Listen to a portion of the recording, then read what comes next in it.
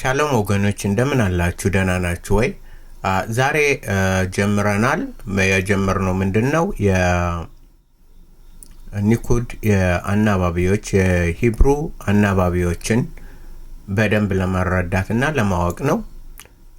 እንግዲህ የተወሰነ እንትን ብዬላችኋለሁ። ብዙዎቻችሁ እንኳን ብዙ የተረዳችሁት አይመስለኝም።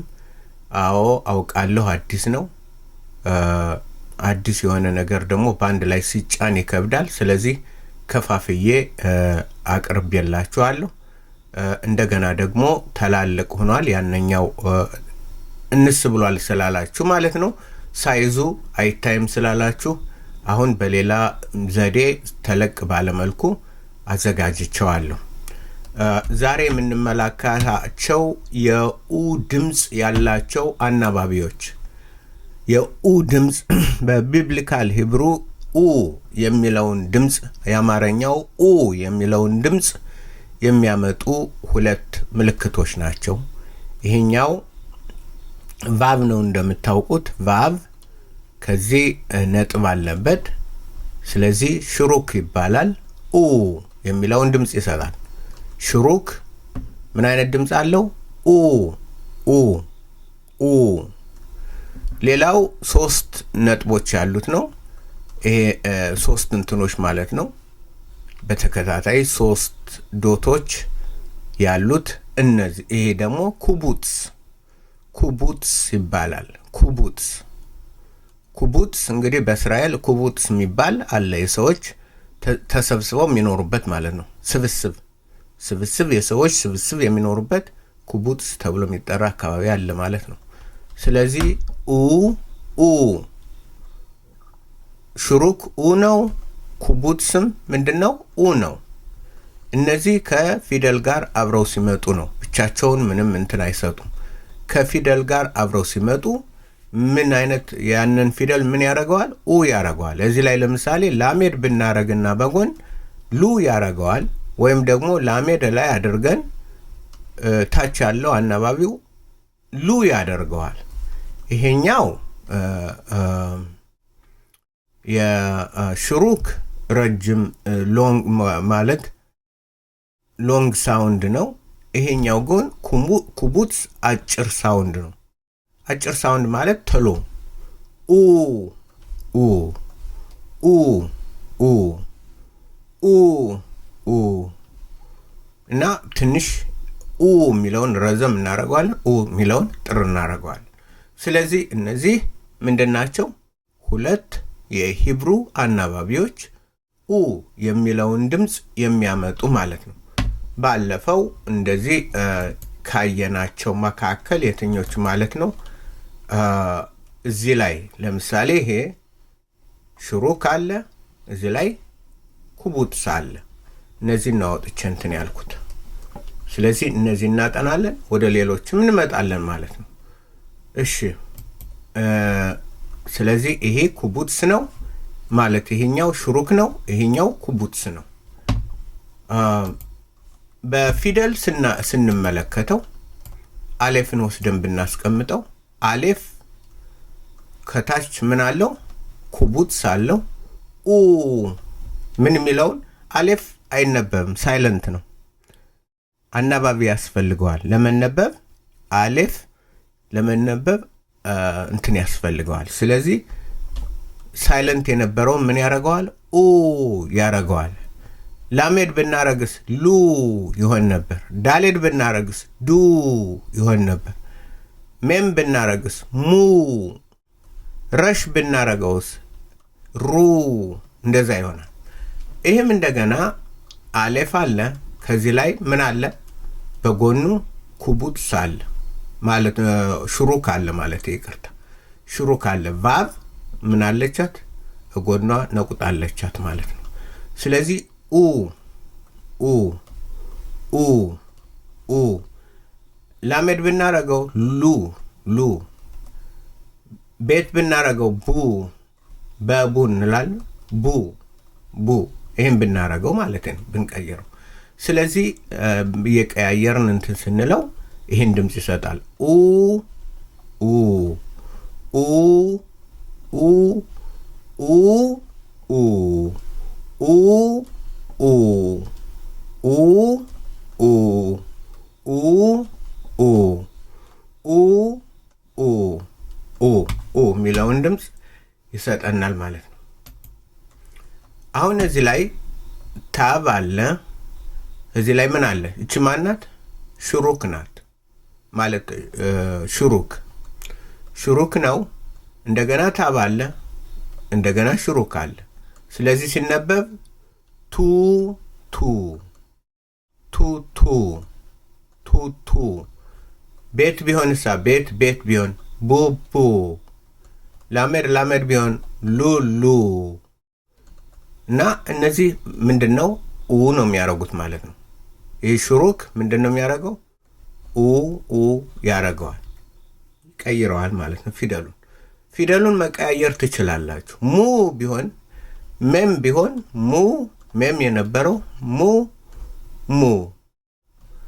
ሜም ላሜድ ቢሆንሳ ሉ ሜም ላሜድ ቢሆን ማለት ነው።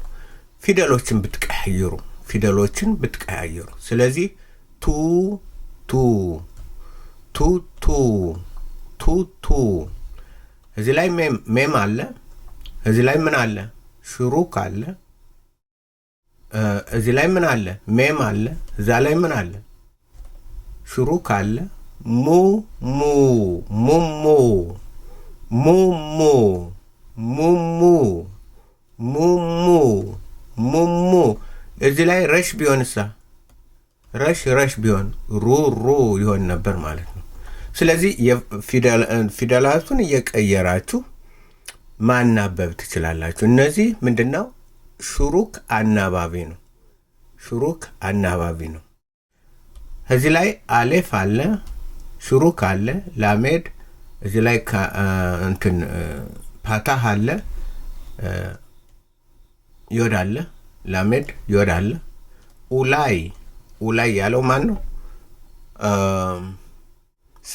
ሳራ ምናልባት እግዚአብሔር በአገልጋዬ እንትን ይክሰኝ ይሆናል ልጅ ትወልድልኛለች ስትል ኡላይ ስትል ያለችው እዛ ነው የወሰድኩት። ኡላይ ምናልባት ኡላይ እኛ እዚህ ላይ ነገራችን ያለው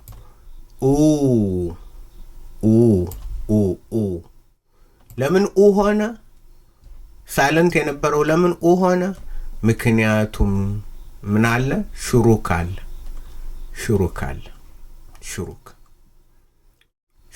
ስለዚህ ቱ ሙሙ በሽሩክ ነው እያነበብን ያለ ነው። ኡላይ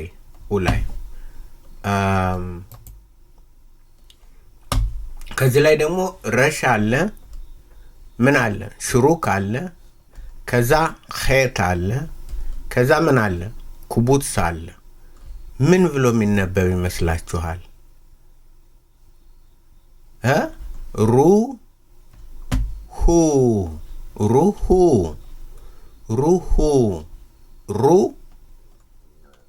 ረሽን ያረገው ማን ነው? ይሄ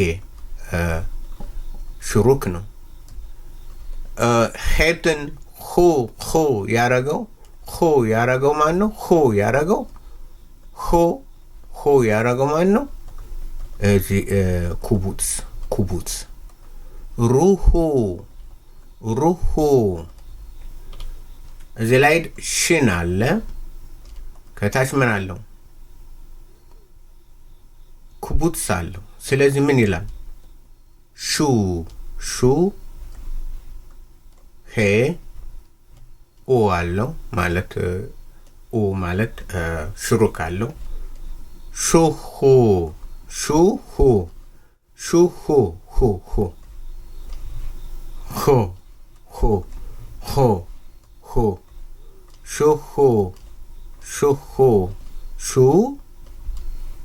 ለምንድን ነው ሹ ያልነው? እዚህ ላይ እንትን ኩቡት ስላለው ሹ ሆነ። ይሄ ደግሞ ለምን ሁ አልነው? ከዚህ ላይ ሽሩክ ስላለው የኡ ድምፅ ስለሚሰጡ ድምፅ ስለሚያመጡ። ከዚህ ላይ ታብ አለ ታብ ከታች ምን አለው ኩቡትስ አለው ኩቡትስ ቱ እዚህ ላይ ካፍ አለ ምክንያት ለምን ካፍ አለ ነው እዚህ ዳገሽ ስላለው ካፍ ምን አለው ኩ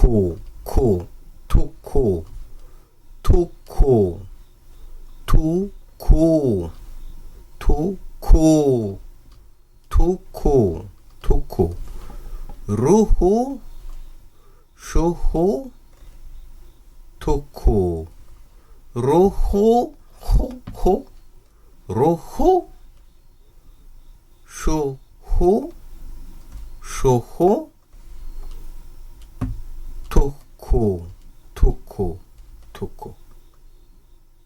ቱኩ ኦኬ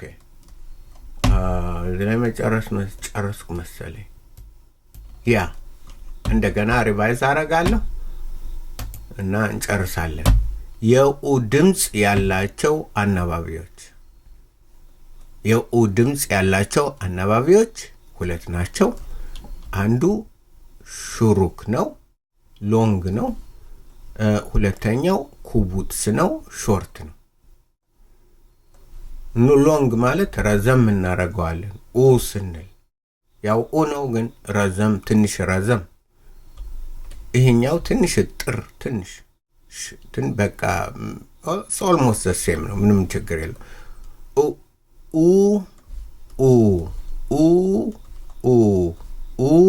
ኡ ስማቸውን ማወቅ ይሄ ሹሩክ ነው ይሄ ኩቡትስ ነው ኩቡትስ ሶስቱ ኮከቦች ኩቡትስ ተብለው ይጠራሉ ሶስቱ በህብረት ነው የሚሄዱት ኦኬ ከዛ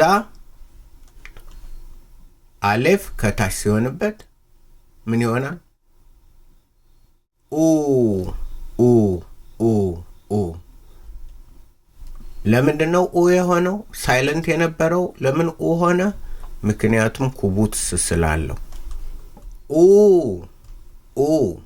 ኡ ትንሽ ረዘም ለምን ኡ ሆነ ሹሩክ ስላለው ሁለቱም አናባቢዎች ናቸው ማለት ነው አናባቢዎች ናቸው ከዛ ቱ ያልነው ለምንድነው ሹሩክ ስላለው ታብ ሹሩክ አለው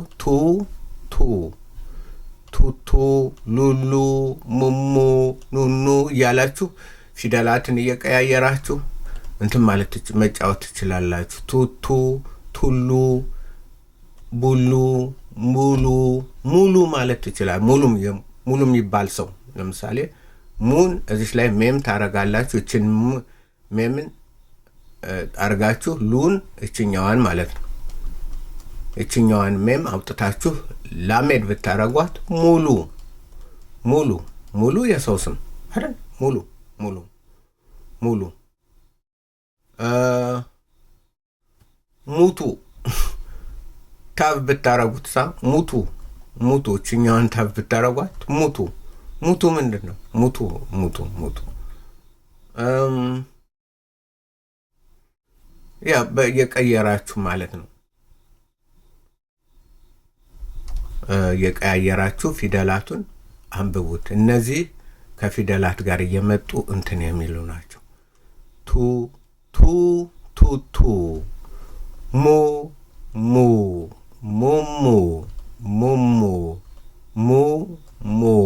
ሙሙ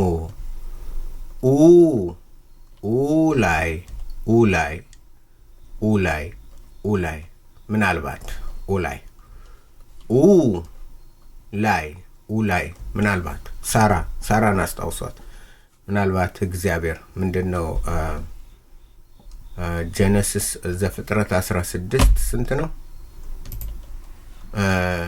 ይሄ ደግሞ በጣም ጠቃሚ ነው ይሄንን ፊደሉን ለማጥናት የዚችን የዌብሳይቱን አረጋግላችኋለሁ እየሄዳችሁ በነፃ እንትን ማለት ትችላላችሁ መከታተል ፊደላቱን በተለይ ፊደላቱን ለማጥናት ሂብሩ ምንድን ነው? the Hebrew, the word in the Hebrew.com ነው የሚለው። ይህንን ኮፒ አድርጌ ያስቀምጥላችኋለሁ።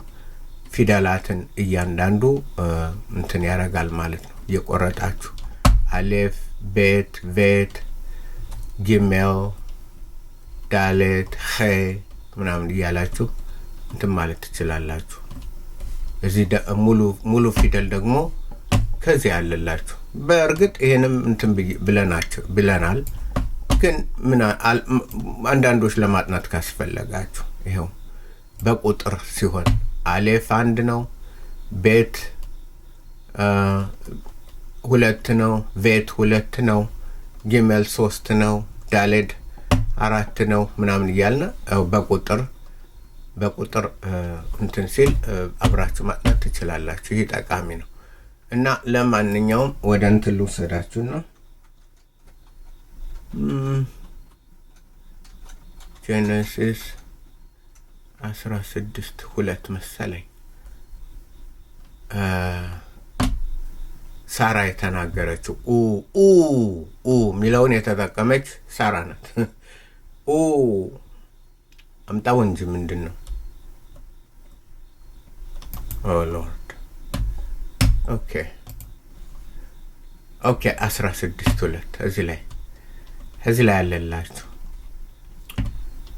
ኡላይ ኢባኔ ምሜና ኡላይ ኢባኔ እገነባ መገንባት እገነባ ምሜና ፍሮም ሄር ምናልባት በእርሷ እገነባ ይሆናል። ሴት ልጅ ግንብ ናት ማለት ነው። ለምን ቤቱን እንትኑን ዘሩን ሁሉ እንትን ምትይዝ እና ኢባኔ ምሜና በጥሬ ትርጉሙ ማለት ነው። ኡላይ ምናልባትም ኢባኔ ባና ማለት መገንባት ነው። ቦኔ ባኔ ኢባኔ ምሜና በእርሷ ምናልባትም በእርሷ እገነባ ይሆናል ስትል ሳራ አለች። ያንን ያለ ማለት ብዬ ነው። ቱ ሙ ኡላይ ሳራ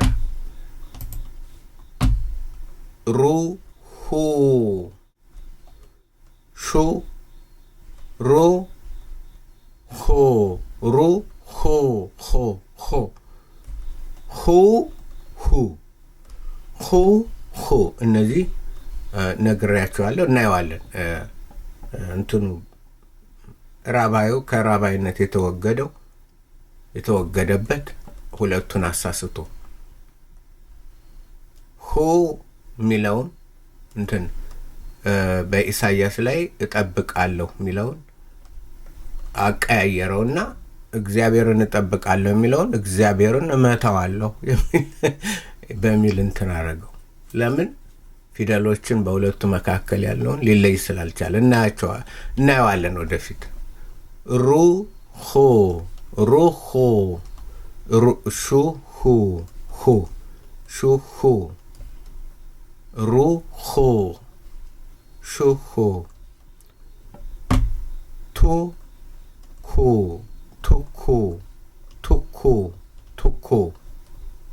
ቱኩ ይሄ ነው።